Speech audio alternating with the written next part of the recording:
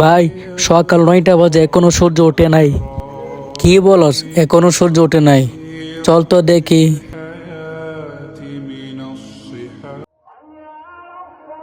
রাব্বি, আমি তো তওবা করতে পারি নাই, তার মানে তওবার দরজা বন্ধ হয়ে গেল। হে আল্লাহ, এখন আমি কি করি? রাব্বি, তাহলে কোরআন শরীফের লেখা মুছে গেছে। তাহলে চল গিয়ে দেখি।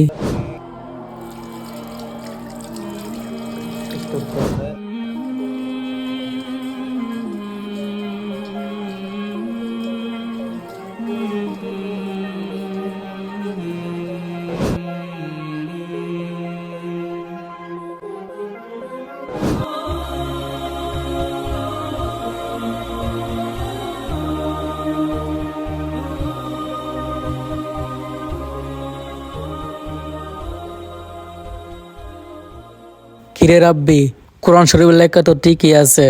হ্যাঁ ভাই, আমি তো তাই দেখতাছি। তুই যে বলছস সকাল 10টা বাজে, তুই ঘড়ির টাইম দেখছিলি? হ্যাঁ ভাই, আমি তো ঘড়ির টাইম দেখি বললাম। তুই এখনই যা, আমার ঘড়িটা নিয়ে আয়। ভাই, এই নেও। কিরে রাব্বি, এখানে তো ভোর 4টা বাজে। হ্যাঁ ভাই, এখানে 4টা 40 বাজে।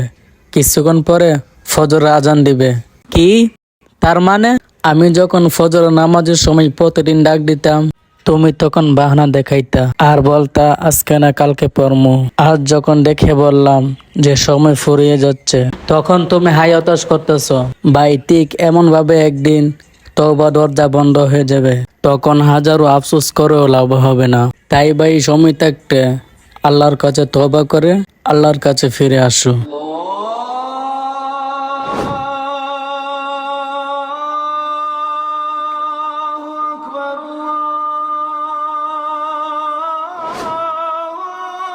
طويل الشوق يبقى في اغترابي فقير في الحياة من الصحاب